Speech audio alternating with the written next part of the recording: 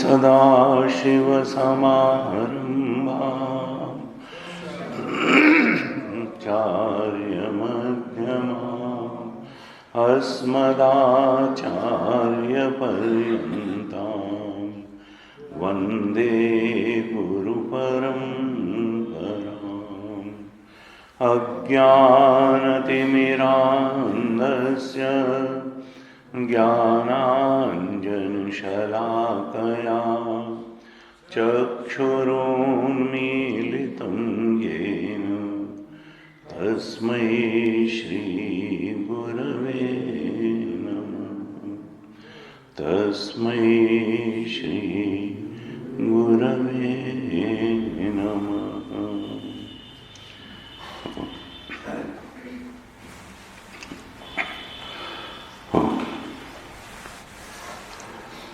Doctor साहब जरा कोई उससे कह दीजिए थोड़ा गर्म पानी यहाँ रख दे, गोविंद लग जाएगा।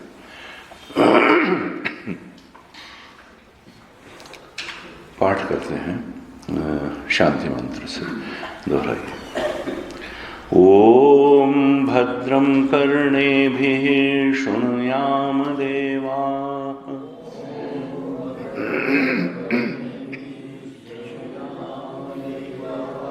भद्रं पश्येमाक्षभिर्यजत्राः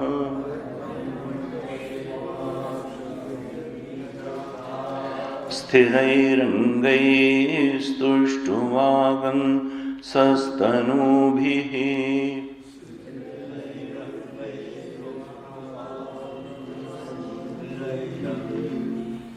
व्यशेम देवहितं यदायुः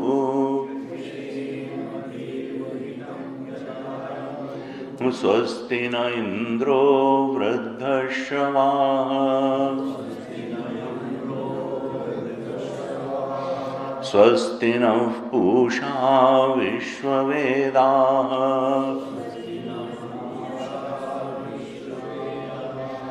स्वस्ति नस्तार्क्ष्यो अरिष्टनेमिः स्वस्ति नो बृहस्पतिर्दधातु ओम शांति शांति शांति।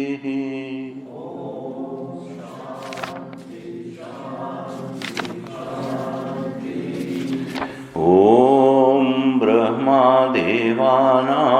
प्रथमसंबभूव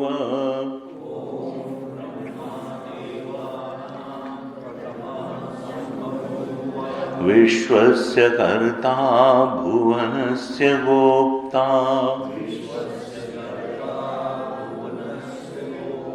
सब्रह्म विद्यां सर्वविद्याप्रतिष्ठाम्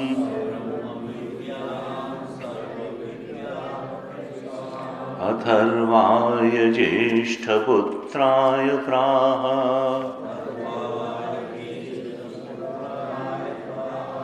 अथर्वणेयां प्रवदेत ब्रह्मा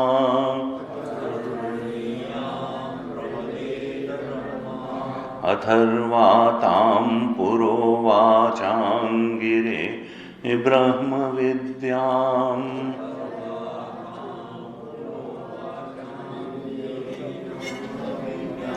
स भारद्वाजाय सत्यवहाय प्राह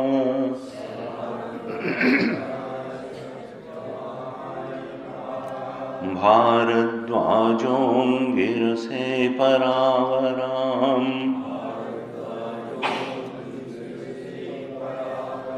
शौनको ह वै महाशालः अंगिरसं विधिवत् उपसन्नः पप्रच्छ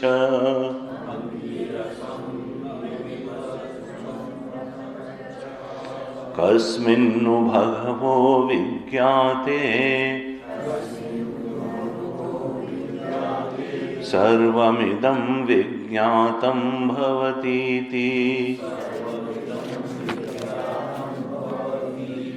तस्मै स होवाच द्वे विद्ये वेदितव्ये इति हस्म यद्ब्रह्मविदो वदन्ति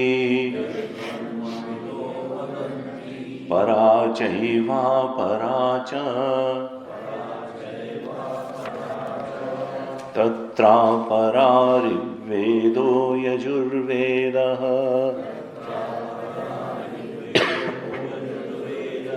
सामवेदोऽथर्ववेदः शिक्षाकल्पो व्याकरणम् निरुक्तं छन्दो ज्योतिषमिति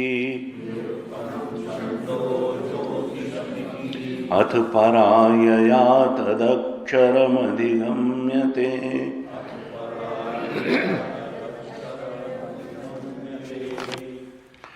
यत्तद् अदृश्यम् अग्राह्यम् अगोत्रम् अवर्णम् अचक्षुः श्रोत्रम्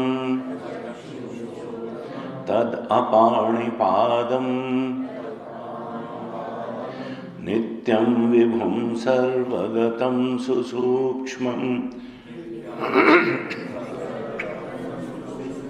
तदव्ययं यद्भूतयोनिम् पश्यन्ति धीराः यथोर्णनाभिः सृजते गृह्णते च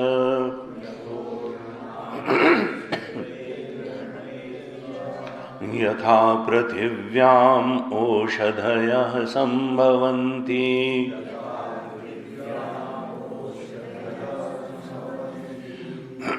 यथा सतः पुरुषात् केशलोमानि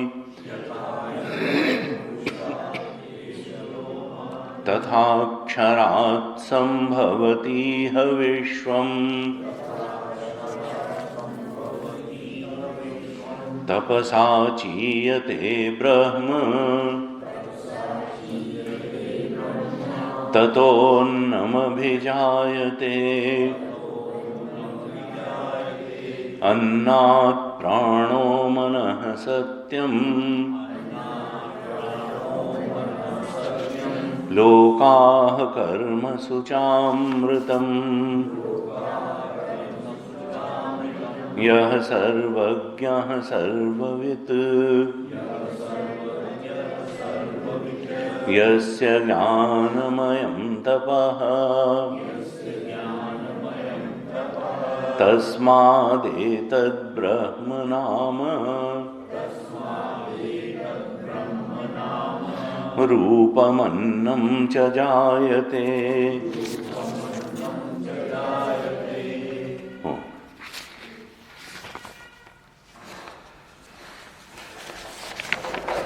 मुंडक उपनिषद के अध्ययन के क्रम में हमने शांति मंत्र पर चर्चा की और पहले 2-3 श्लोकों पे भी थोड़ी चर्चा की।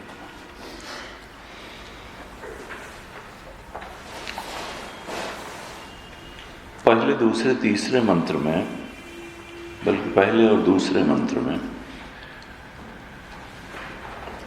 श्रुति हमको इस विद्या की परंपरा के बारे में अवगत करा रही है।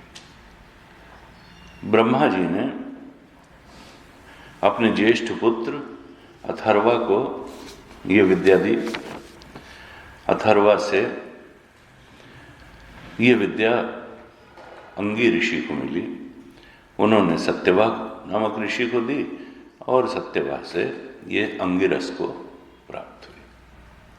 और ये अंगिरस ही इस मुंडक उपनिषद के गुरु हैं, जो शौनक, जो महागृहस्थ हैं, उनको ये ब्रह्म विद्या दे रहे हैं।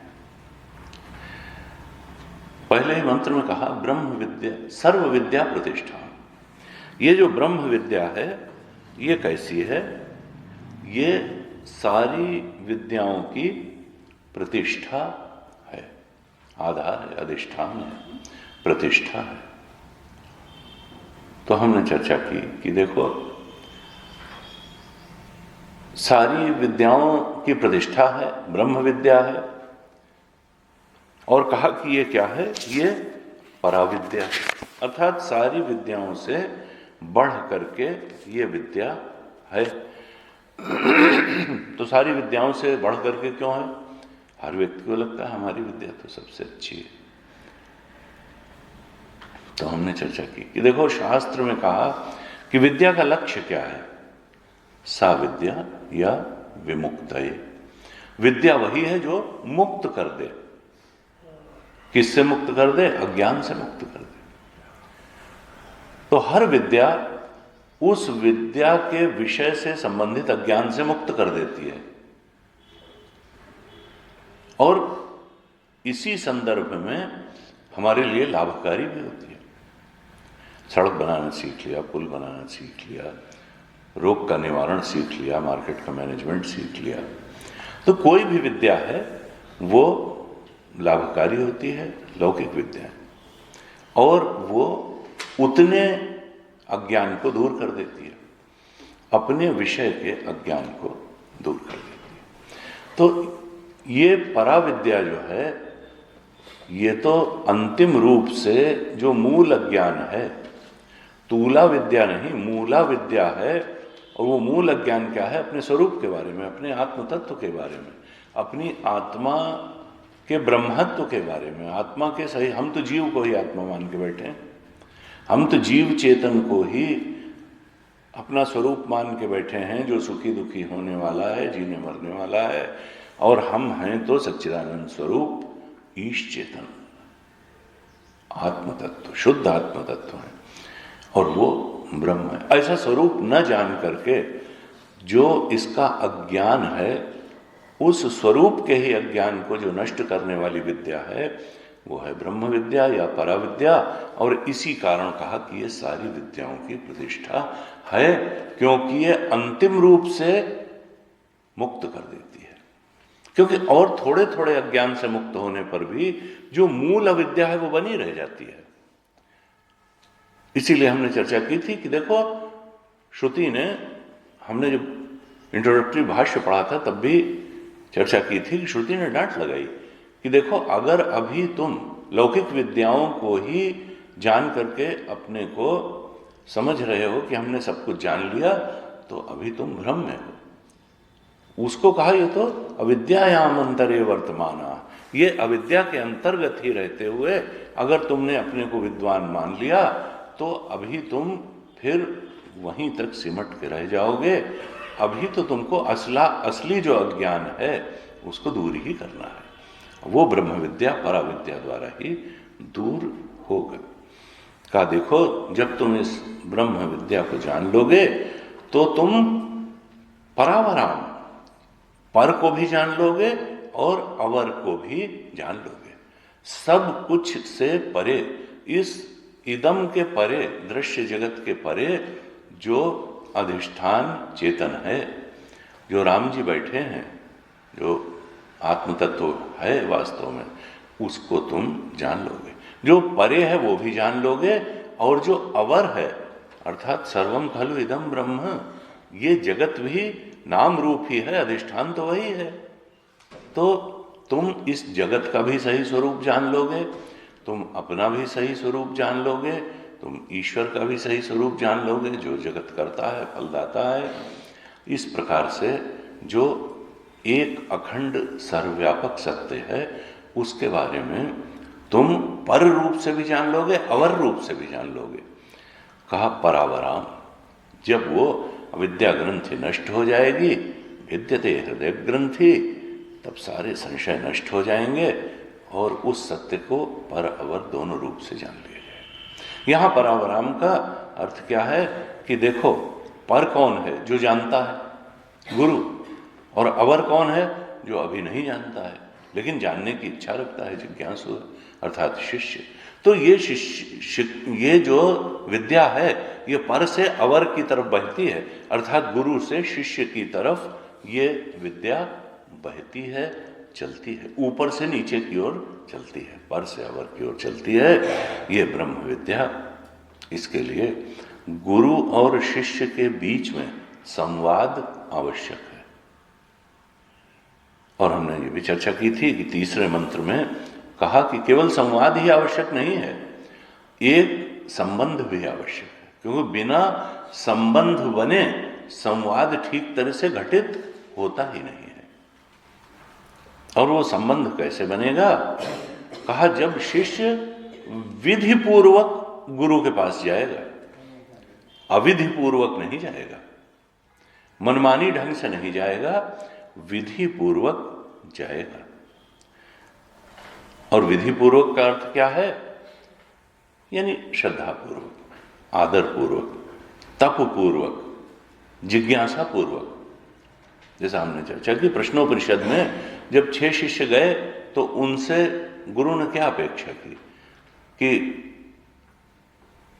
तप, श्रद्धा और ब्रह्मचर्य 3 के साथ तुम 1 वर्ष तक हमारे आश्रम में रहो, उसके बाद जो पूछोगे तो बताएंगे। अर्थात तप का भाव हो, श्रद्धा का भाव हो, और ब्रह्म ज्ञान के लिए जो भी चर्या आवश्यक है, जल्दी उठना अगर आवश्यक है, गुरु की सेवा आवश्यक है, आश्रम के नियमों का पालन आवश्यक है, जो जो कुछ भी आवश्यक है, अपने शरीर को तप से कसना आवश्यक है, अपनी मन इंद्रियों पर जितना नियंत्रण, तो वो सब करते हुए अगर ब्रह्म की ओर बढ़ने वाली चर्या का पालन करते हुए श्रद्धापूर्वक, तपपूर्वक तुम 1 वर्ष तक आश्रम में रहोगे हमारे, फिर हम उत्तर देंगे। और वो लोग रहते हैं और तब उत्तर। तो इस तरह से तीसरे मंत्र में किधर श्रुति माता ध्यान आकृष्ट करना चाह रही हैं कि शौनक जो थे, शौनको हवै महाशाला, वो जो है महाशाला है, इज ए रिच पर्सन, गृहस्थ हैं और महाशाला हैं। उनकी बड़ी बड़ी गौशाला, अश्वशाला, गजशाला इत्यादि हैं।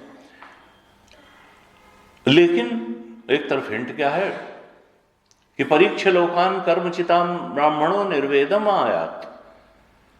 ब्रह्म विद्या का अधिकारी कौन है? जिसको निर्वेद किसी सीमा तक प्राप्त हो गया है, वैराग्य प्राप्त हो गया है, और उसको ये भी श्रद्धा है कि जो वैराग्य हो रहा है, यानी ऊब हो रही है। गुरु जी कहते थे बस ऊबने की देर। यहां जो है ये मन बच्चा इस संसार के खिलौने में बहुत ज्यादा देर एक खिलौने में ही नहीं रमता है, ये तो दिखाई पड़ता है। ये मन जो है बच्चा है, एक खिलौने में रमेगा नहीं, दूसरा बदलेगा, दूसरा बदलेगा, दूसरा बदलेगा, और इस तरह से एक दिन सोचेगा नहीं भाई ये खिलौने में कुछ रखा नहीं है, संसार के खिलौनों से जब ऊब जाएगा तो उसी को तो वैराग्य कहते हैं। परीक्षण कर करके अगर संसार को देखा जाए, ऋषि ने कहा कि हमारी बात मानने की जरूरत नहीं है कि संसार से तुम वैराग्य करो। उसने कहा परीक्ष लोकान, तुम ये संसार के जितने खिलौने हैं जो 5 ज्ञानेंद्रियों को भोगेंद्रियां बना करके खेले जाते हैं, इन सब खिलौनों की तुम जो है थोड़ा परीक्षा कर करके खेलो खिलौनों को। तो अगर परीक्षा कर करके खेलोगे तो बड़ी जल्दी इस नतीजे पहुंच पाओगे कि जिस चीज की प्रॉमिस ये करते हैं उतना देने की ताकत इनमें है नहीं। परीक्ष लोकान कर्म चितान, देखो बहुत कर्म से लगता है ये मिल जाए, तो उनका कि देखते जाओ जो कुछ भी तुम पाते हो काल में नष्ट हो जाता है। कर्म चितान ब्राह्मणों और तब तुमको निर्वेदम आयात, तुमको जो है वैराग्य होगा ही होगा, और तब तुमको लगेगा कि देखो नास्ते अकृता करते हैं, कर्म से जो मिलता है वो बहुत ज्यादा तृप्ति देने वाला है नहीं, काल में नष्ट हो जाएगा। और फिर अगर तुम्हें जिज्ञासा है और श्रद्धा है तो तद विज्ञानार्थम स गुरुमेवाभिगच्छेत, उस तत्व को प्राप्त करने के लिए गुरु की शरण में जाओ, अभिगच्छेत, ठीक तरह से जाओ। समित पाणी श्रोत्रियम ब्रह्मनिष्ठम, तुम समिधा लेकर के जाओ, गुरु के पास यज्ञ हो रहा होगा, समिधा था तो उस यज्ञ के लिए कुछ लकड़ी आरती लेकर समिधा लेकर, समित पाणी है, यानी वो कोई ऐसा नहीं कि गुरु जी कहते थे कि उनका कोई यज्ञ तुम्हारी लकड़ी के बिना रुका हुआ है, वो केवल तुम्हारी श्रद्धा का प्रतीक है कि हाँ। और असल में तो समिधा क्या है कि शिष्य कहता है कि हमने तुमको अपने आप को दिया। जब तक शिष्य गुरु को अपने आप को नहीं सौंपता है तब तक ब्रह्म विद्या जो है वो कहां से दे देगा। जब तक अपने मन को गुरु के चरणों में खाली करके नहीं रखेगा तो वो भरेगा कहां। रिक्त मन गुरु चरणों में जब समर्पित करता है, यानी अपने को समर्पित करता है, भगवान भी ये कहते हैं मयि एव मन आधत्सु मयि बुद्धिम निवेश निवशिष्यसि मयि एव अत ऊर्ध्वम, देखो मुझे बुद्धि समर्पित करो, मन समर्पित करो, और हम वही नहीं समर्पित करना चाहते। क्यों? जब तक ये संसार को समर्पित रहेगा तो कैसे भगवान को समर्पित होगा, गुरु को कैसे समर्पित होगा। कहा देखो जब शिष्य अपने को समर्पित करता है तब फिर गुरु अपना ज्ञान उसमें डालता दे देता है।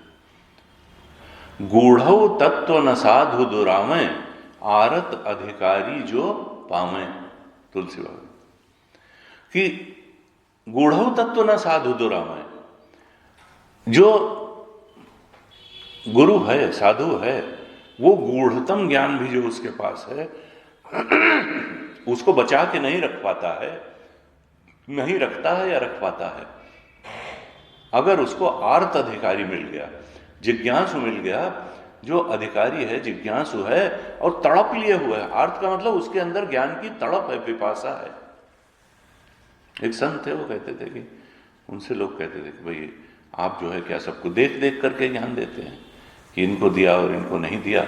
ये उन्होंने कहा देखो अगर किसी के अंदर तड़प है तो वो मेरे अंदर से ज्ञान खींच लेगा, मैं उसको बचा के रख ही नहीं सकता हूं।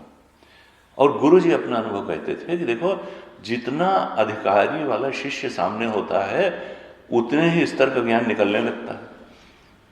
अगर उतना अधिकारित्व तो नहीं है तो आपके प्रवचन का स्तर वो जाएगा ही नहीं, और जितना ही ग्रहण शक्ति होगी उतना ही अपने आप उस स्तर की बात निकलना प्रारंभ हो जाती है। तो यहां ये तीसरा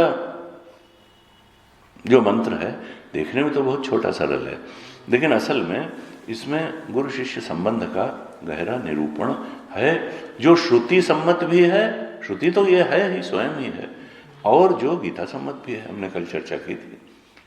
वहां भी कहा परिप्रश्नेन सेवा, प्रश्न करो और सेवा भाव पूर्वक जाओ, प्रणिपात करो। तद्विद्धि प्रणिपातेन परिप्रश्नेन सेवा उपदेक्षण।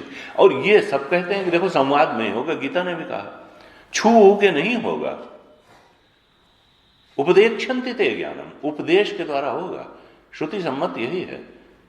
आत्मा हमारे दृष्टव्य, श्रोतव्य, मंतव्य, निधिध्यासितव्य। उस आत्मा का सही स्वरूप तो श्रवण से ज्ञात होगा। तो इस प्रकार से कहा, देखो, शौनको हवै महाशाला अंगिरसम विधिवत उपसन्न पप्रच्छ।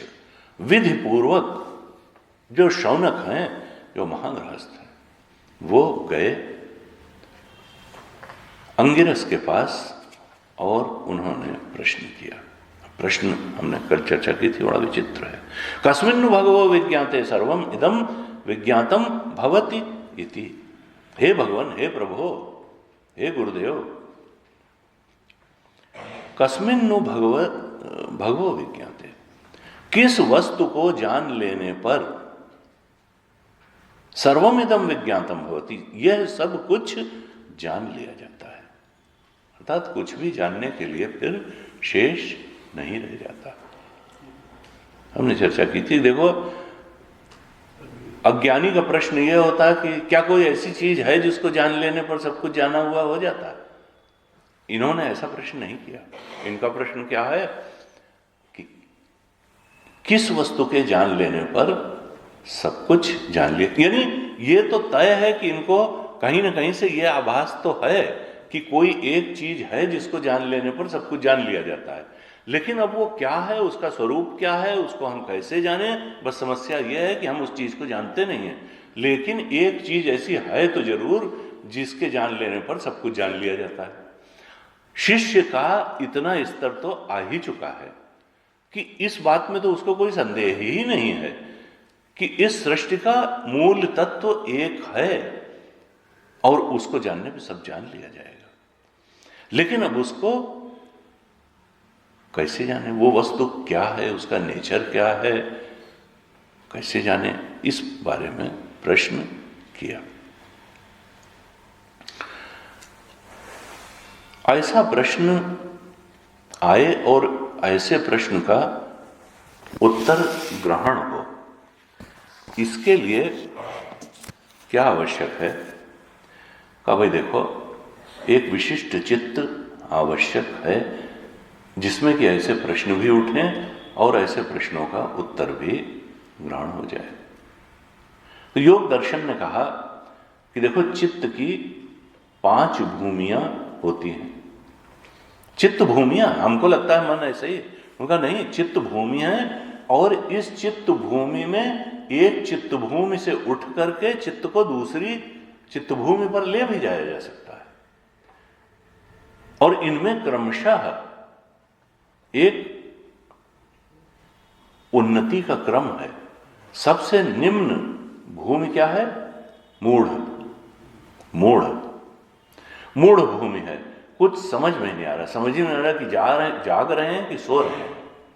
मूढ़ भूमि में चला गया, न कुछ सुनने का मन हो रहा है, न कुछ, मूढ़ भूमि हो गई। सबसे निम्न भूमि चित्त की मूढ़ भूमि है। फिर कहते हैं क्षिप्त। अब जो है मोटी मोटी बात समझ में आ रही है, लेकिन सूक्ष्म बात समझ में नहीं आ रही है। तो क्षिप्त भूमि का, मूढ़ के ऊपर क्षिप्त। क्षिप्त के ऊपर योग दर्शन कहता है भूमि है विक्षिप्त। हम लोग समाज में विक्षिप्त का अर्थ पागल टाइप करते हैं, लेकिन योग दर्शन में इसको उच्चतर भूमि बताया गया है। इस भूमि में आने पर मुनि वाली क्वालिटीज आने लगती हैं। विक्षिप्त अर्थात व्यक्ति किसी एक विषय पर थोड़ा देर तक मन को एकाग्र करने में समर्थ होता है। इसको कहा विक्षिप्त। मूढ़ और क्षिप्त से ऊपर है विक्षिप्त भूमि। और इसके ऊपर कहा एकाग्र। ये काफी उच्चतर सात्विक चित्त की स्थिति है। एकाग्र भूमि, जब तक चाहेगा बैठेगा 2, 3, 4 घंटे बिना विक्षेप के, वो काफी देर जो है उसमें एकाग्र कर सकता है किसी विषय पे। और शुद्ध विषय उसके मन में आएंगे। जैसा सात्विक होगा, भागेगा नहीं मन, इंद्रियां नहीं भागेंगी, विषयों का नहीं होगा, अच्छा चिंतन होगा। तो एकाग्र। और 5वें और अंतिम कहा निरुद्ध। तो ये तो समाधि की दशा में जो चित्त की दशा होती है, निरुद्ध।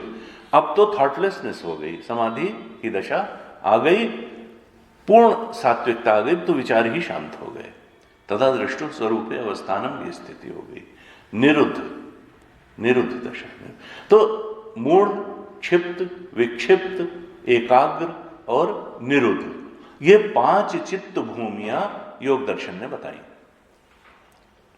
तो इसमें अब ये कैसे प्राप्त की जाए, तो उसके लिए भी बताया कि देखो वही अष्टांग योग या अभ्यास और वैराग्य, 2 ही तरीके हैं कि जहां भागता है, गीता जी ने कहा, क्या कहा कि ध्यान के लिए बैठो और ये तो जाएगा, अगर इसकी एकाग्र और निरुद्ध भूमि में रहने की आदत नहीं है, ये मूढ़ और क्षिप्त में पड़ा हुआ है, तो बैठो और ध्यान करो। और यतो निश्चरति मनश्चंचलम अस्थिरम ततः ततः नियम्येत आत्मनिएव वशम नयेत। ये जब भागे इधर उधर अन्य विषयों में, तो इसको धीरे से पकड़ के लाओ और आत्मचिंतन में ही लगाओ। ये गीता जी ने ध्यान बताया, आत्मचिंतन में लगाओ। शनै शनै रूपर में बुद्धिया धृति, धीरे धीरे जब बार बार इसको लाओगे तो ये संभल जाएगा, उतना नहीं भागेगा, ये भागने की टेंडेंसी अपनी छोड़ेगा और बुद्धि धृति, धारणा शक्ति बुद्धि में बढ़ जाएगी। एक विषय पर चिंतन करने की शक्ति बढ़ जाएगी, उसको धारण करने की शक्ति बढ़ जाएगी, धृति बढ़ जाएगी। इसको कहा धृति, 18 अध्याय में बता सात्विक धृति क्या है। योगे ना व्यभिचारेण धृति सा पार्थ सात्विकी। जब उच्चतर विषय में को धारण करने में यह चित्त बहुत देर तक धारण करने में समर्थ हो जाता है, उसी को सात्विकी धृति कहते हैं। तो कहा शनै शनै रूपर में बुद्धिया धृति गृहीतया आत्मसंस्थम मनः कृत्वा न किंचिदपि चिंतयेत। आत्मा का ही चिंतन करो और कुछ चिंतन मत करो। तो गीता जी ने बताया कि ये जो चित्त भूमि है, इनको ऊपर उठाने का तरीका है ध्यान। इसीलिए तो ध्यान करते हैं कि चित्त की उच्चतम भूमि हमको मिल जाए, अर्थात जिसको साधन चतुष्टय में कहा, जो षट संपत्ति बताई उसमें छठी षट संपत्ति बताई समाधान, चित्त एकाग्रता। कहा चित्त की, वहां भाष्यकार ने समाधान की परिभाषा लिखी चित्त एकाग्रता, चित्त की एकाग्रता, अर्थात एकाग्र भूमि जो चौथी भूमि है। निरुद्ध भूमि में तो फिर थॉट रह नहीं जाएगी, तो इसलिए चिंतन कहां से होगा। तो चौथी भूमि जो है एकाग्र भूमि, कहा चित्त एकाग्रता ध्यानम, चित्त की एकाग्रता। ये षट संपत्ति हमारे यहाँ इसीलिए ध्यान को साधन पक्ष में प्रमाण माना, सिद्धांत पक्ष में नहीं माना। ये नहीं कहा कि ध्यान करने से आपको आत्मा का ज्ञान हो जाएगा, अयम आत्मा ब्रह्म का बोध हो जाएगा, नहीं। चित्त की सर्वोच्च भूमि जो श्रवण के लिए, मनन के लिए, निधिध्यासन के लिए आवश्यक है, वो ध्यान से प्राप्त हो जाएगी। और इसलिए ध्यान अवश्य करना चाहिए। योगो अनिर्वण्य चेतसा, बिना उकताए हुए चित्त से गीता ने कहा कि ध्यान करना चाहिए, इसलिए कि उससे चित्त भूमि जो सर्वोच्च चित्त भूमि है, जो आवश्यक है गुरु शिष्य के संवाद के ग्रहण के लिए, वो प्राप्त हो जाती है। का देखो, और अभ्यास और वैराग्य से भी ये प्राप्त होती है। कहा करना क्या है,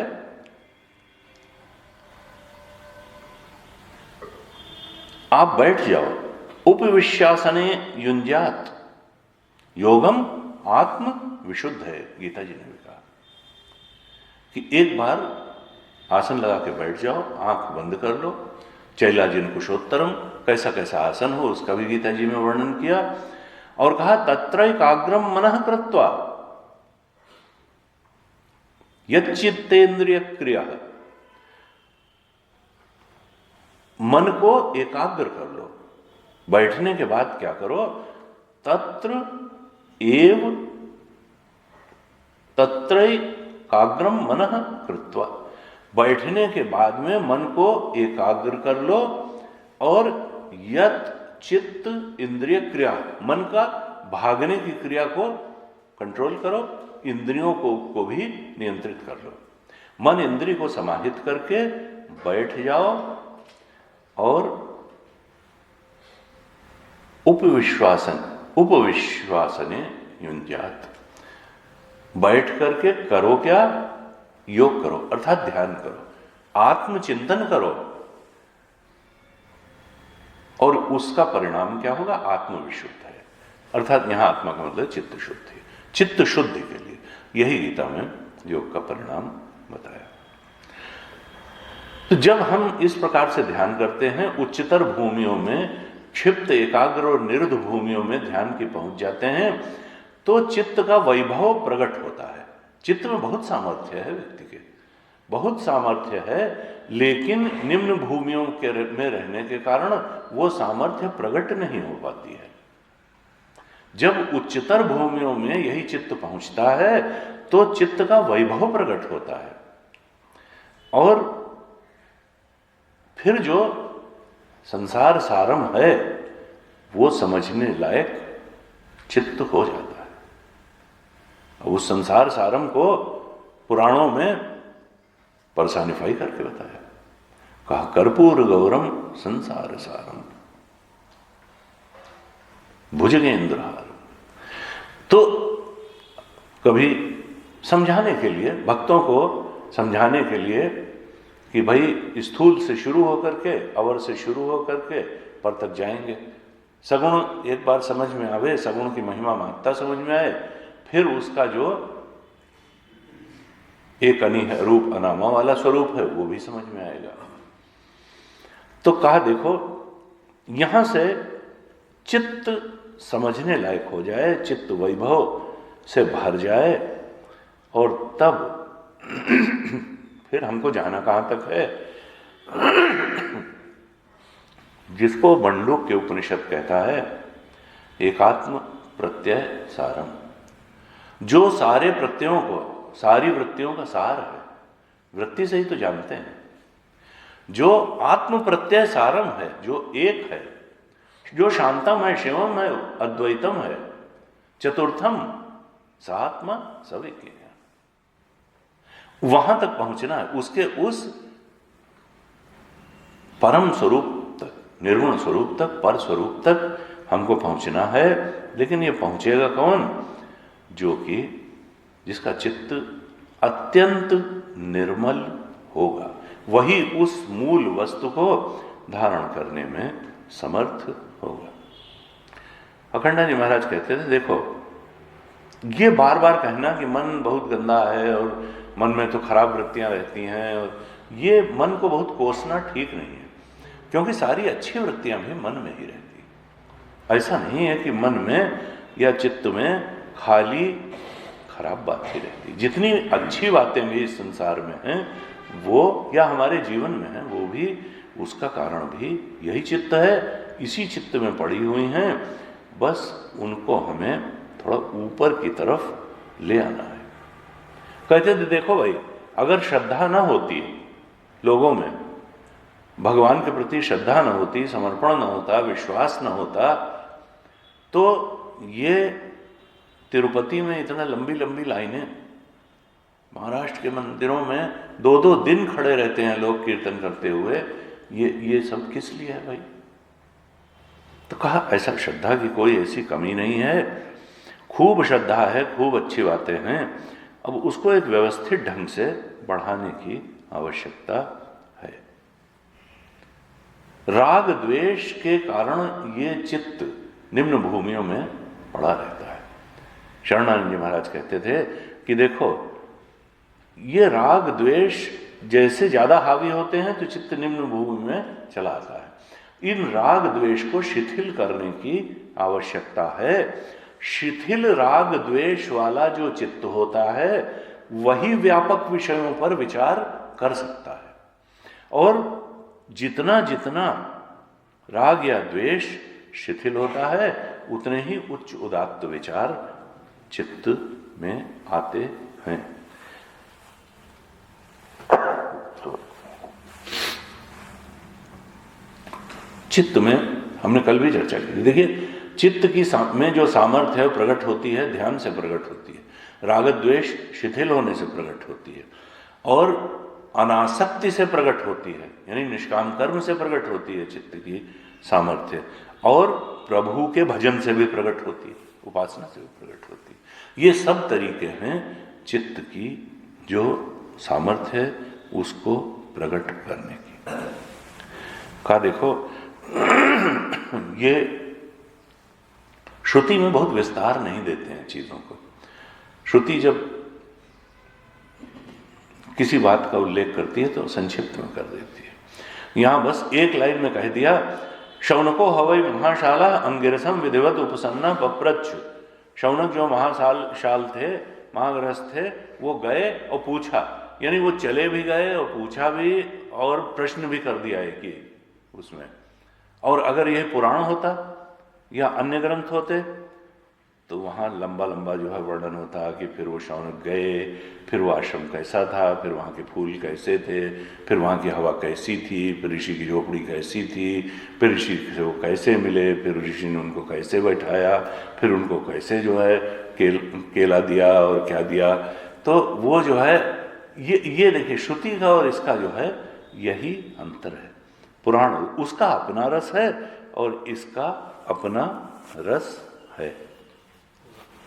हाँ देखो, शुचि सुंदर आश्रम निरखी हर्षे राजीव नयन। राम जी जाते थे तो इस प्रकार से आश्रमों का वर्णन आता था, लेकिन यहां श्रुति जो है सीधे हिट करती है। लेकिन बस एक बात जो चाहिए वो यही कि वैराग्य की भावना तो होनी चाहिए, वैराग्य की भावना होनी चाहिए। और ये प्रत्यक्ष परोक्ष रूप में सारे ग्रंथ कहते हैं कि देखो बिना उसके प्रभु से मिलन, सत्य से मिलन होता नहीं। प्रतीक रूप में आया दशरथ जी का, हृदय बहुत दुख लाग भजन भवन बसत भा चौथ पन। चौथापन आ गया और संतान नहीं हुई, भवन बसत भा चौथ पन, बहुत दुख लाग। तब लगा कि नहीं भगवान, बताइए कोई भजन ही नहीं हो पाया, भगवान ही पुत्र रूप में मिल गए। भागवत जी में आया कि माता देवहूति को जब उपदेश दिया कपिल भगवान ने, तो उस समय सबसे पहले माता देवहूति क्या कहती हैं कि निर्विण्णाम असद इंद्रिय तर्षणात्, मैं ऊब गई हूं इन असद इंद्रियों को तृप्ति देते देते।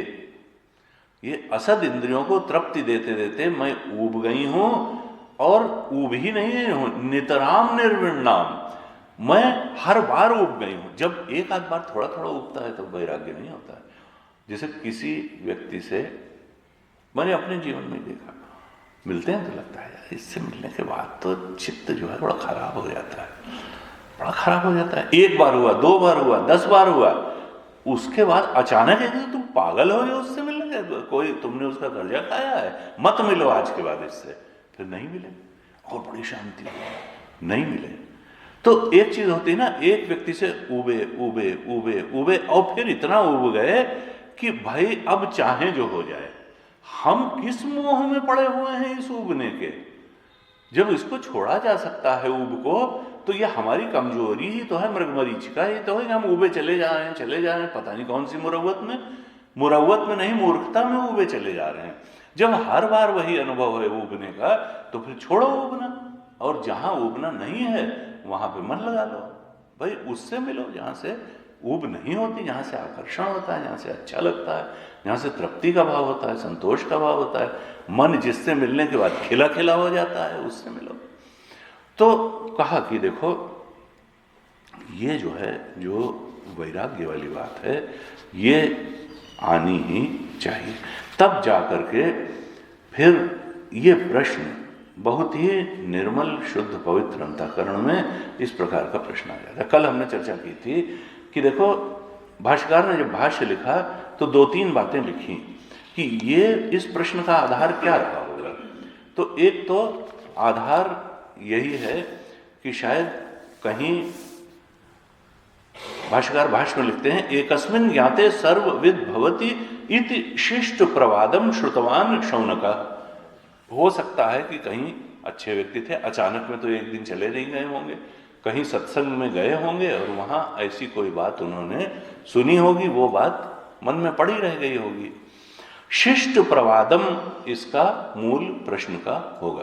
किसी शिष्ट व्यक्ति सदगुरु के मुख से किसी सत्संग में उन्होंने ऐसी बात सुन ली होगी कि एक के ज्ञान से सर्व का ज्ञान हो जाता है, तो वो प्रश्न किया।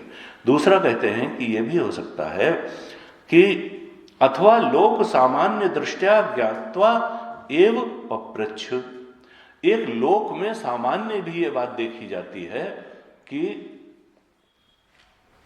कारण के ज्ञान से कार्य को जान लिया जाता है। जैसे हमने कल चर्चा की थी, मिट्टी के ज्ञान से मिट्टी से बने सारे खिलौने जान लिए जाते हैं, लोहे के ज्ञान से लोहे से बने सारे औजार का ज्ञान हो जाता है, सोने के ज्ञान से सारे सोने से बने आभूषणों का ज्ञान हो जाता है।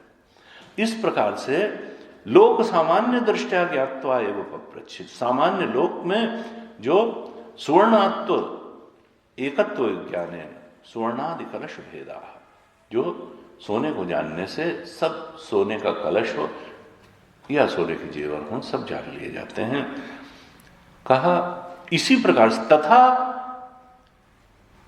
किन वस्ति सर्वस्य जगत भेदस्य एकम कारण, इसी प्रकार से इस भेद पूर्ण जगत, अनेकत्व पूर्ण जगत का कोई एक कारण होगा, ये बात उनके मन में आई होगी और उन्होंने फिर पूछ लिया कि वो क्या है, किसके विज्ञाते सर्वम विज्ञातम भवति थी, वो जगत का एक कारण कौन है जिसके जानने से सब कुछ जान लिया जाता है। चौथे मंत्र में कहते हैं अब तस्मै सहोवाच, तस्मै अर्थात उन शौनक को, सहोवाच अंगिरस ने बताया, तस्मै स हा उवाच, निश्चय हा, निश्चय पूर्वक बताया, कोई उनके मन में शंका नहीं है, क्योंकि जो स्पष्ट रूप से सत्य को देखता है वो शायद ऐसा है शायद ऐसा है नहीं बताएगा, वो तो स्पष्ट रूप से बताएगा कि देखो ये है और ऐसा ही है, इसमें कोई संदेह की बात ही नहीं है। तस्मै सहोवाच, उन अंगिरस ने प्रश्नकर्ता महाशाल शौनक को क्या कहा, उनसे कहा द्वे विद्ये वेदितव्ये इति ह स्म, उन्होंने कहा कि देखो दो ही विद्याएं जानने योग्य हैं, द्वे विद्ये वेदितव्ये, दो विद्याएं ही जानने योग्य हैं, और केवल मैं ही ये बात नहीं कह रहा हूं, यद ब्रह्मविदो वदंती, जितने जितने ब्रह्मविद हो गए, ब्रह्मज्ञानी हो गए, परमार्थदर्शी हो गए, जिन्होंने वेद के अर्थ को ठीक प्रकार से जाना, यद ब्रह्मविदो, वो सब ये बात कहते हैं, क्या बात कहते हैं कि दो ही विद्याएं जानने योग्य हैं, और वो विद्याएं कौन सी हैं, पराचैवा पराचा, पराचा एव अपराचा, एक तो उसमें परा विद्या जानने योग्य है और एक अपरा विद्या जानने योग्य है, दो विद्याएं जानने योग्य हैं। अब प्रश्न क्या था कि भगवान कस्मिन्नु भगवो विज्ञाते सर्वमिदं विज्ञातम भवति इति, वो भगवान कौन सी वस्तु है जिसको जानने से सब कुछ जाना हुआ हो जाता है। अब यहां अंगिरस ने क्या कहा कि दो विद्याएं जानने योग्य हैं, और ब्रह्मविद भी यही कहते हैं, पराचा अपराचा। अब देखने में ये लग सकता है कि देखो वो जो है पूछ रहे हैं तीर की और बता रहे हैं मीर की, पूछ रहे हैं कि भाई वो चीज बता दो कि जिसके ज्ञान से जो है सब कुछ जान लिया जाता है, अब वो कह रहे हैं भाई दो विद्याएं जानने योग्य हैं। पर अब अगर वैसे प्रश्न होता तो अर्जुन जैसा, तो हो सकता है अर्जुन कह देता कि भाई क्या पूछ रहे हैं और बता क्या रहे हैं। कभी कर्मयोग, हम पूछ रहे हैं कि हमारे लिए क्या श्रेयस्कर है, तुम बताते हो कर्मयोग, ज्ञान योग, भक्ति योग। भाई एक बात तय कर लो कि क्या है, वही बता दो। अर्जुन ने तो कही दिया था ऐसा गीता में। और हो सकता है इम्पेशेंट टाइप का कोई प्रश्न करने वाला होता तो शौनक भी यही कह देते, भाई पूछा क्या था, बता क्या रहे हो। हमने पूछा कौन चीज जानने से सब कुछ जाना, और तुमने कहा कि दो जानने योग्य हैं, पराचा अपराचा।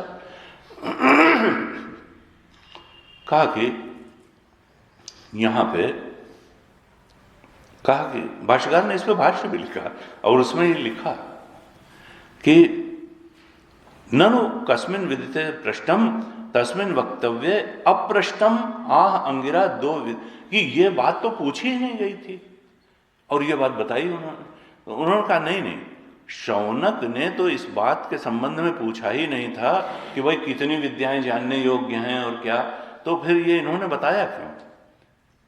तो भाष्यकार ने भाष्य लिखा इस पे कि देखो ये दोष नहीं है, नैष दोषा क्रम अपेक्षत्वात् प्रतिवचनस्य, उत्तर देने में एक क्रम की अपेक्षा होती है। शिष्य जहां खड़ा हुआ है वहीं से तो उसको बढ़ाना शुरू करेंगे, एक क्रम की अपेक्षा होती है। और हम अगर अपरा विद्या के ही स्तर पर खड़े हुए हैं तो पहले अपरा विद्या की पोजीशन क्या है वो भी तो बताना पड़ेगा। उसके बाद नहीं तो वो वही कहेगा कि हमको समझ में नहीं आ रहा है, तुम पता नहीं क्या क्या बताए चले जा रहे हो। तो पहले तुम जिन विद्याओं को बड़ी विद्या मान करके खड़े हुए हो उन विद्याओं के बारे में भी थोड़ा बताना पड़ेगा, लौकिक विद्याओं अपरा, और उसके बाद में फिर धीरे से सद्गुरु पराविद्या की तरफ बढ़ा देंगे। कहा देखो अपरा विद्या क्या है, असल में भाष्यकार ने भाष्य लिखा अपरा ही विद्या अविद्या सा निराकर्तव्या। इसलिए अपरा विद्या का उल्लेख किया शौनक ने कि अपरा ही विद्या अविद्या सा।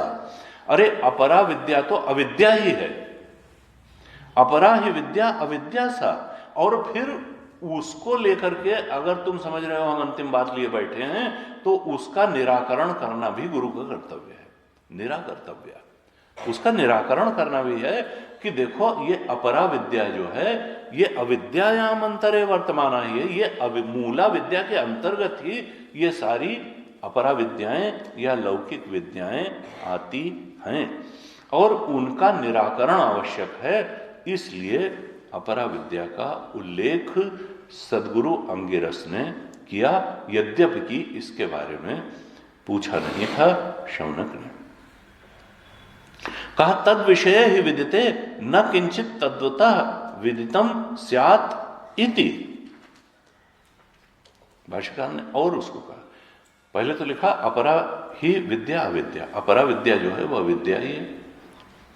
फिर कहा तद विषय ही विदिते, उन अपरा विद्याओं के विषय को अगर बहुत अच्छी तरह से जान भी लिया जाए, न किंचित तत्वतः विदितम, तो भी उससे तत्व का किंचित मात्र भी ज्ञान नहीं होता है। अपरा विद्या के विषयों का बहुत विस्तार से भी अगर ज्ञान हो जाए तो उससे जो आत्म तत्व है उसका लेश मात्र भी ज्ञान नहीं होता। इसलिए अपरा विद्याएं जो हैं वो वास्तव में मूला विद्या के ही अंतर्गत हैं, अविद्या के ही अंतर्गत हैं। यह बताने के लिए अपरा विद्या का भी उल्लेख किया, यद्यपि शौनक ने पूछा नहीं था। कहा देखो द्वे विद्ये वेदितव्ये एवं स्मृति, दो विद्याओं को जानना चाहिए शौनक, विद्वानों के बीच में, ब्रह्मविदों के बीच में ऐसा प्रसिद्ध है। कहा ब्रह्मविदो, भाष्यकार ने लिखा वेदार्थाभिज्ञा परमार्थ। ब्रह्मविद कौन है? जो वेद के अर्थ को जानते हैं, जो परमार्थ दर्शन है, जो परमार्थ दर्शन है, जो सत्य को जानते हैं। कहते हैं पराचा परमात्म विद्या। परा विद्या क्या है? ये तो परमात्म विद्या ही है। परा विद्या जो है आत्म विद्या है, ब्रह्म विद्या है, परमात्म विद्या। पराचा परमात्म विद्या, परा विद्या परमात्म विद्या है। और अपराचा धर्माधर्म साधन और तत्फल विषय। ये अपरा विद्या क्या है? धर्माधर्म साधन। इस अपरा विद्या जो है धर्म और अधर्म इससे होता है। धर्म और अधर्म मूलक विद्या है, इसका साधन और इसका फल यही अपरा विद्या है। धर्म और अधर्म उसका साधन और उसका फल यही अपरा विद्या के अंतर्गत आते हैं। अर्थात ये परम सत्य तक नहीं ले जाती हैं।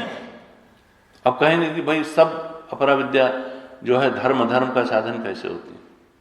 वो कहते भाई देखो, सब चीज तुमने जो है डॉक्टरी पढ़ी, अच्छे ढंग से मरीज को ठीक तरह से दवा देके अपना मार्जिन रख करके, और तुम जो है उससे धर्म पूर्वक भी उस विद्या का उपयोग कर सकते हो। और अगर तुमने देखा कि भाई अब है तो कफ, और तुमने कहा कि लेकिन डाइजेस्टिव वाला जो है ज़्यादा कमीशन दे गया था सिरप पिलाने वाला, तो लो पेट वाली भी थोड़ी दवा इसको दे ही दो, उसका भी जो है 25 रुपया की बोतल में 10 रुपया तो कमीशन आ ही जाएगा। तो ये है कि कोई भी जो अपरा विद्या है उससे धर्म भी जनरेट हो सकता है और अधर्म भी जनरेट हो सकता है। हर गोली चलाना सीखा, अब उससे डकैत भी बन सकते हैं और उससे राष्ट्रभक्ति भी कर सकते हैं। कोई भी ऐसा है, उसका कोई भी अपरा विद्या जो है वो उसका यूज और मिसयूज दोनों हो सकता है। धर्म पूर्वक भी उससे पुण्य भी कमाया जा सकता है और उसको अपुण्य। गुरु जी तो कहते थे कि देखो भाई, और तो और ये जो हमारी आध्यात्म विद्या है, इसका भी उपयोग अपनी आध्यात्मिक उन्नति में भी किया जा सकता है, और इसका उपयोग धन और यश कमाने, पुत्रेषण वित्तेषण लोकेषण के रूप में भी है। अब वो कहते थे कि देखो यही अंतर होता है, कथाकार और महात्मा का बहुत बड़ा अंतर होता है। क्योंकि हमारा चाहे भागवत लिखी हो, चाहे रामायण लिखी हो, चाहे उपनिषद लिखा हो, चाहे जो भी लिखा हो, इनका उद्देश्य क्या है कि हमारे जीवन में ज्ञान भक्ति और वैराग्य की पुष्टि होनी चाहिए। इन सारे शास्त्रों का उद्देश्य यही है कि जीवन में ज्ञान बढ़े, भक्ति बढ़े और वैराग्य बढ़े।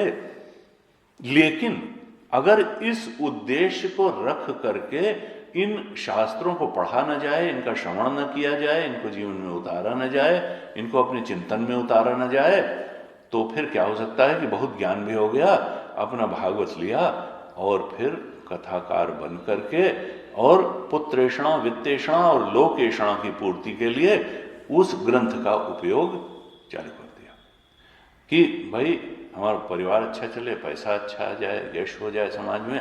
कहा देखो अब ये जो है ये मिसयूज हो गया उसका, जो उसका वास्तविक उद्देश्य था वो न करके, और अब तुमने जो है उसको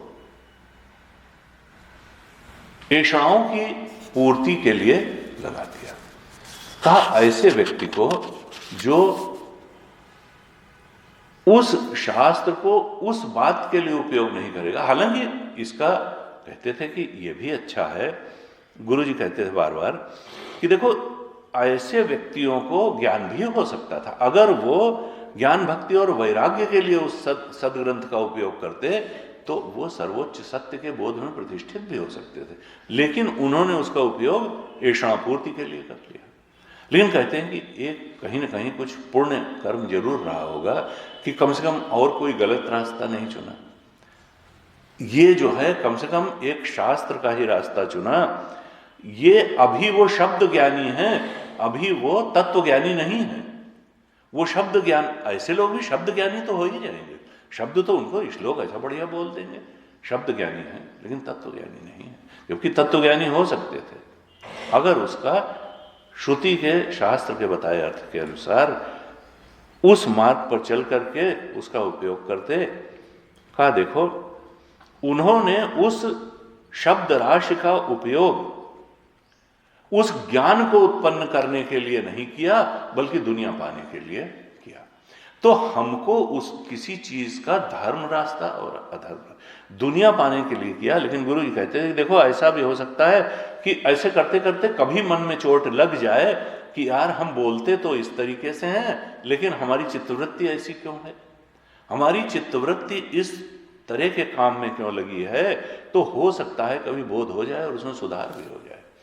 इसलिए कहा कि देखो मनुष्याणाम सहस्रेषु कश्चित यतति सिद्धे यततामपि सिद्धानाम कश्चिन माम वेत्ति तत्वतः। देखो सहस्रों व्यक्तियों में कोई एक होता है जो उस बोध के लिए प्रयास करता है और फिर उनमें भी कोई होता है जो उस बोध को प्राप्त कर लेता है।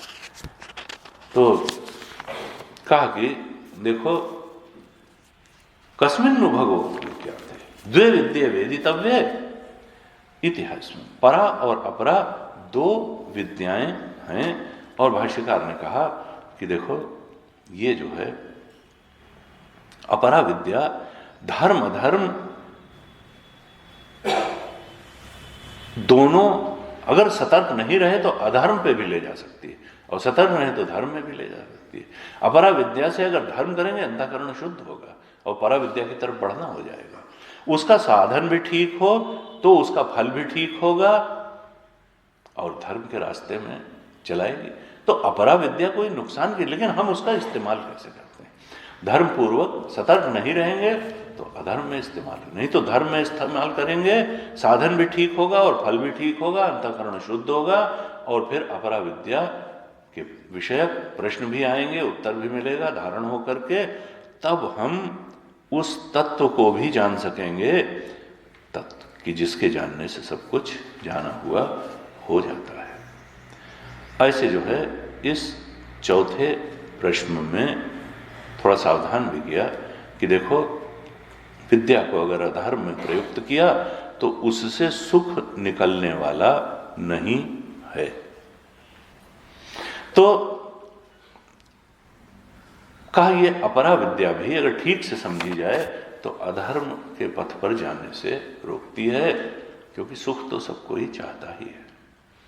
पांचवें मंत्र में क्या कहते हैं, कहते हैं तत्रा परा ऋग्वेदो यजुर्वेदः सामवेदो अथर्ववेदः शिक्षा कल्पो व्याकरणम निरुक्तम छंदो ज्योतिषमिति अथ परा यया तद अक्षरम अधिगम्यते। अब शौनक ऋषि कहते हैं, अंगिरस कहते हैं तत्रा परा, पहले अपरा विद्या बताते हैं, अपरा विद्या का विस्तार बताते हैं और फिर परा विद्या के बारे में भी सूक्ष्म रूप में इस मंत्र में दोनों के बारे में थोड़ा सा बताया। पहले बताते हैं अपरा विद्या का विस्तार क्या है।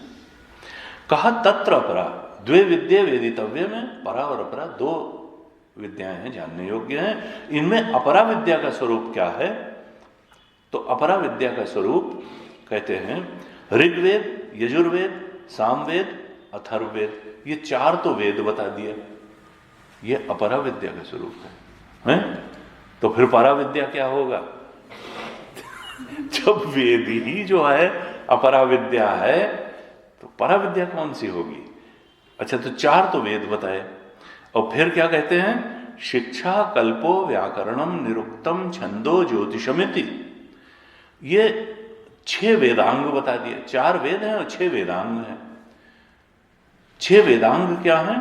शिक्षा, कल्प, व्याकरण, निरुक्त, छंद और ज्योतिष।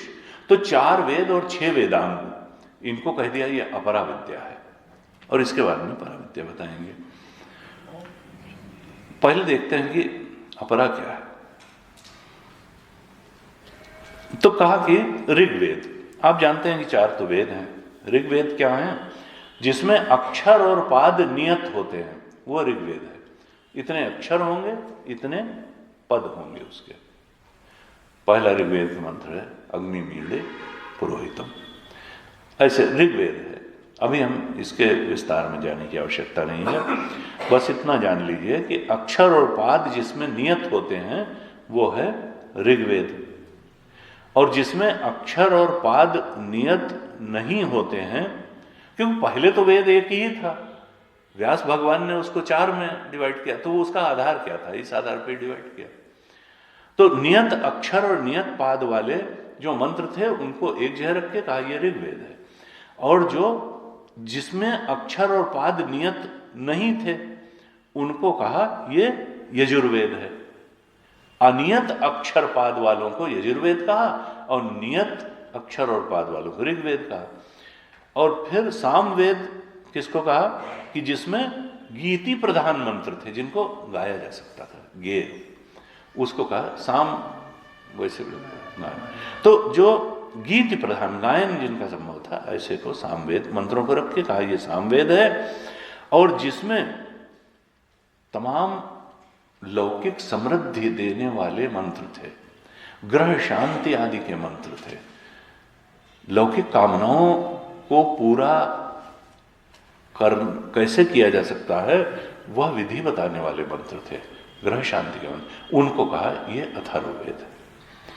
तो समृद्धि और ग्रह शांति आदि जिसमें बताई गई थी, ऐसे मंत्र जिनमें थे उनको कहा अथर्ववेद है।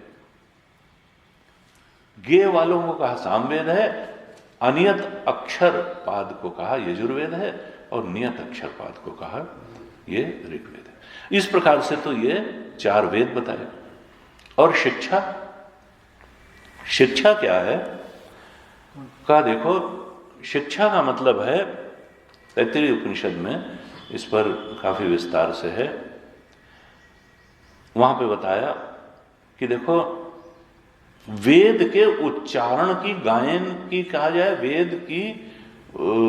वेद पढ़ने का एक निश्चित तरीका होता है, उदात्त अनुदात्त स्वरूप। हमने बीच में कक्षा ली थी तो बताया होता है, हमारे ख्याल से सूर्य उपनिषद, अथर्व, वो सिखाया था थोड़ा। तो कहा ये इसको क्या कहते हैं, फोनेटिक्स ऑफ वेद। फोनेटिक्स कहा उदात्त अनुदात्त स्वरित कैसे होगा, ऐसे गुरु कहते थे भाई इसमें बड़ा कंफ्यूजन है समाज में, लोग उसको वेद का वेदत्व अगर उच्चारण ठीक न रहे तो नष्ट हो जाता है, क्योंकि वेद का ध्वन्यात्मक प्रभाव होता है, उसी से तो उतरे वेद, ध्वनि के माध्यम से उतरे, बाद में लिपि में लिखे गए। अगर शुद्धतम उच्चारण हो तो ध्वन्यात्मक प्रभाव होता है वेद का, केवल अर्थ जाने बिना भी अगर उसका पाठ किया जाए, कहते हैं शरीर और वातावरण दोनों पर उसका अनुकूल प्रभाव होता है ध्वन्यात्मक उच्चारण का। और तैत्तिरीय में बताया वर्ण स्वर मात्रा बलम साम संतानः, उसमें काफी विस्तार है इसका, कि उसका वेद का वर्ण कैसा हो, स्वर कैसी हो, मात्रा, किस मात्रा पे किस स्वर पे कितना बल दिया जाए, ऐसे जो है, यानी उसको पढ़ने का जो उच्चारण करने का तरीका है, उसी को जब किया जाएगा तब फिर वेद का बड़ा अनुकूल प्रभाव होता है। और कहा कि देखो ये कल्प, एक तो कहा शिक्षा और दूसरा कहा कल्प। कल्प का अर्थ है ये वो वेदांग है जो बताता है कि यज्ञ की विधि कैसे हो। तमाम तरह के यज्ञ हैं, यज्ञ की विधि बताई गई है, आश्रम के धर्म बताए गए हैं, आश्रम व्यवस्था के नियम बताए गए हैं, ये सब जो वेदांग जिसमें इन विषयों का उल्लेख है। यज्ञ की विधि क्या हो, आश्रम हम जानते हैं 4 आश्रम, आश्रमों के धर्म क्या हो, आश्रम व्यवस्था, आश्रमों की व्यवस्था कैसे की जाए, इस तरीके की बातें बताने वाले ये जो हैं ये कल्प है। कल्प का अर्थ क्या है, सूत्र बहुत तरह के मिलते हैं, डिटेल में क्या है। जैसे कहते हैं इसमें आपस्तंभ सूत्र होता है, शुल्क सूत्र होता है, ग्रह सूत्र होता है, ऐसे बहुत सारे उसमें सूत्र कल्प ग्रंथों में जिनमें डिफरेंट चीजें बताई जाती हैं। फिर कहा व्याकरणम। व्याकरण क्या है? हम जानते हैं कि पाणिनि व्याकरण, लेकिन वेद के बाद हुए पाणिनि। वेद तो सनातन है, वेद का व्याकरण पाणिनीय व्याकरण से थोड़ा फर्क है। तो वेद का व्याकरण उसको कहते हैं प्रतिशाख्य। वेद का जो व्याकरण है उसको नाम है, वो पाणिनीय व्याकरण नहीं है, प्रतिशाख्य है। और ये वेदांग में इस व्याकरण को बताया गया। फिर कहा निरुक्त। निरुक्त क्या है? निरुक्त में वेदों के शब्दों की रचना कैसे हुई ये बताया गया। शब्द अर्थात धातु क्या है, उपसर्ग क्या है, प्रत्यय क्या है, ये सब चीजें बताई गई। एक प्रकार से ये डिक्शनरी है। और इसको लिखा किसने? कहा एक यास्काचार्य थे, उन्होंने लिखा। यास्क मुनि थे, यास्काचार्य, उन्होंने ये निरुक्त लिखा। फिर कहा छंद। छंद हम जानते हैं, अनुष्टुप छंद है, जगती छंद है, ऐसे जो है गायत्री छंद है, ये छंद है। छंदों के बारे में इस वेदांग में बताया। और ज्योतिषमिति, ज्योतिष तो हम लोग जानते हैं, जरा सा कुछ गड़बड़ हुआ चलो भाई ज्योतिषी जी के पास। कहते हैं जो जोशी होते थे यही ज्योतिषी हो गया बाद में। तो जो है ज्योतिषी। अब इसमें ग्रह नक्षत्र कब पूर्णमासी होगी, कब अमावस्या हो, कब मकर संक्रांति हो, एक तो ग्रह नक्षत्र से ये सब गणना करना, ये भी ज्योतिष में है। और एक फलित ज्योतिष होता है कि हमारा भविष्य कैसे होगा, राष्ट्र का भविष्य क्या होगा, वो सब भी। तो ये सब जो है ज्योतिष वेदांग है वास्तव में, अगर ठीक तरह से जानने और बताने वाले हों। तो ये कहा 4 वेद और 6 वेदांग, ये सब बता दिए कि ये क्या है, ये अपरा विद्या के अंतर्गत हैं। अब कहा कि भाई ये सब अगर अपरा विद्या के अंतर्गत हैं तो फिर बचा क्या? ये उपनिषद भी तो सब वेदों में ही तो आ रहे हैं, जिनको कि तुम जो है कह रहे हो कि ये जो है सब सर्वोच्च ज्ञान में प्रतिष्ठित करा देंगे और ब्रह्म ज्ञान करा देंगे, और वो तुमने कह दिया साचारों वेद जो है वो अपरा विद्या के अंतर्गत हैं। भाष्यकार भाष्य लिखते हैं कि वेद्य विषय विज्ञानस्य विवक्षत्वात्, क्योंकि कहा बाद में पराविद्या किसको कह रहे हैं, अथ परा यया तद अक्षरम अधिगम्यते। पराविद्या क्या है? जिससे उस अक्षर तत्व का बोध होता है।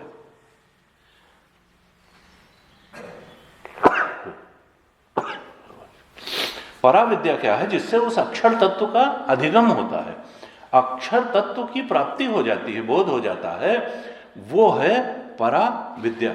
ये सब चीजें तो अपरा विद्या में बताई। और अथ परा यया तद अक्षरम अधिगम्यते, वह विद्या पराविद्या है जिससे उस अक्षर तत्व का बोध हो जाता है, ज्ञान हो जाता है। कहा कि देखो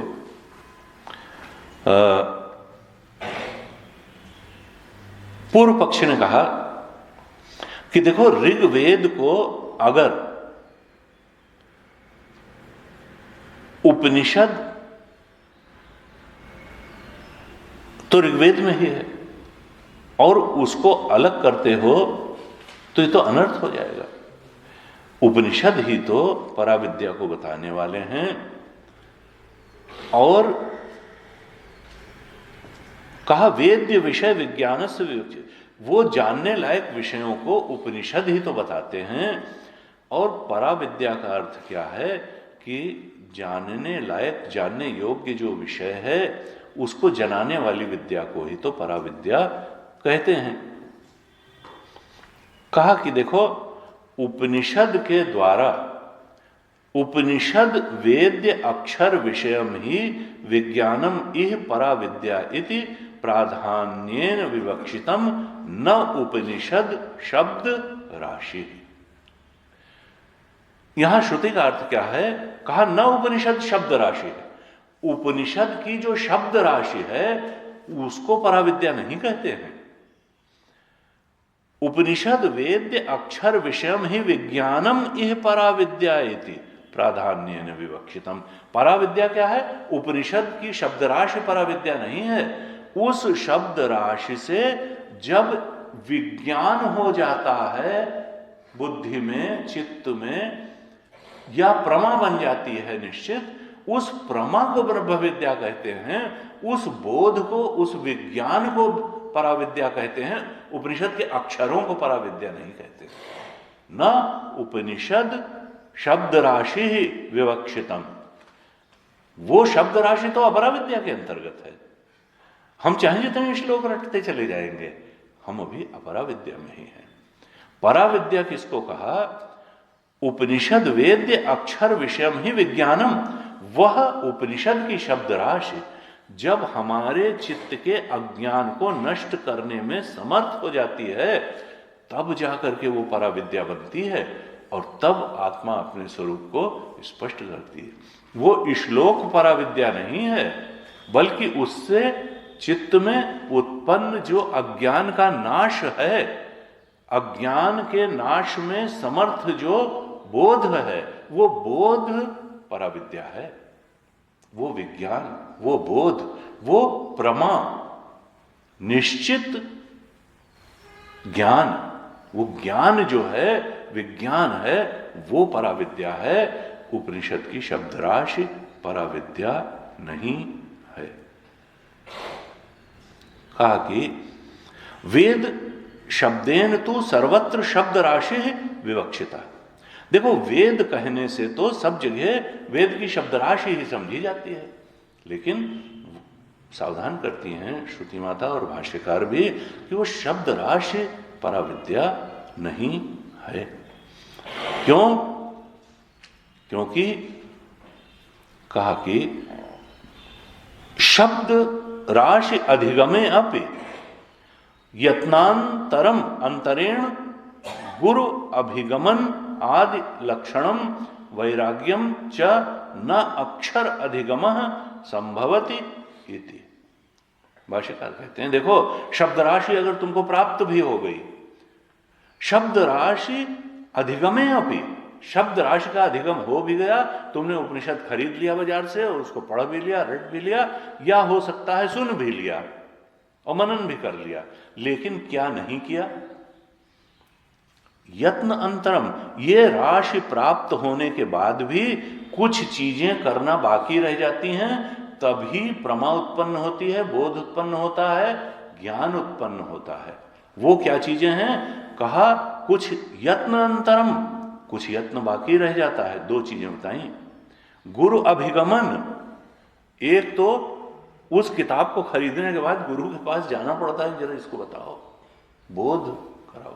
गुरु अभिगमन, बिल्कुल तुलसी बाबा की बात कही, दो चीजें कही, गुरु अभिगमन आदि लक्षणम और वैराग्यम च।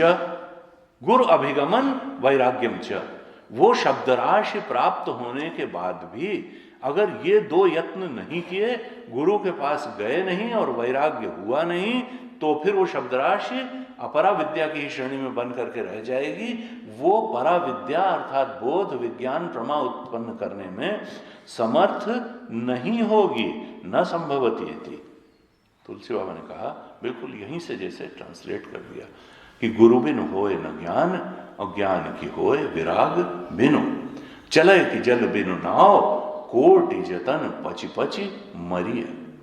गुरु बिन होए कि ज्ञान, ज्ञान की होए विराग बिनु, वही दोनों चीजें यहां कह दी भगवान भाष्यकार ने कि शब्द राशि अधिगमे अपि, शब्द राशि का अधिगमन हो भी जाए तो यत्न अंतरेण, कुछ यत्न बाकी रह जाता है। क्या? गुरु अभिगमन आदि लक्षणम वैराग्यम च, गुरु के पास अभिगमन और वैराग्य ये आवश्यक है, क्योंकि इसके बिना न अक्षर अधिगमन, वो जो अक्षर तत्व का बोध है वो नहीं हो पाएगा। कहा कि पृथक्करणम ब्रह्म विद्याया पराविद्या इति कथनम च इति। कहा देखो, कहना क्या चाहते हैं कि जो कठोपनिषद में कहा कि यमे वैश वृणुते तेन लभ्य तस्यैष आत्मा विवृणुते तनुन स्वाम। दुनिया से, जग से रहो 36 है, रामचरण 6:3। दुनिया से तो निर्विण्णता हो, थोड़ा ऊब हो, और भगवान का ही वर्ण हो, वर्ण कैवल्य हो, कि अब उसके बिना कुछ अच्छा नहीं लगता। कहा इस तरह से जब पूरे वर्ण पूर्वक वैराग्य और गुरु अभिगमन के साथ जब शब्द राशि मिलेगी, तब तो वो प्रमा उत्पन्न कर देगी, बोध उत्पन्न कर देगी, विज्ञान उत्पन्न कर देगी। और उस बोध, प्रमा और विज्ञान को ही पराविद्या कहते हैं, शब्द राशि को पराविद्या नहीं कहते हैं। इसलिए दोनों जानना चाहिए, ये श्रुति माता कहती है। ओम पूर्णमदः पूर्णमिदं पूर्णात् पूर्णमुदच्यते पूर्णस्य पूर्णमादाय पूर्णमेवावशिष्यते। ओम शांतिः शांतिः शांतिः। हरिः ओम। श्री गुरुभ्यो नमः। हरिः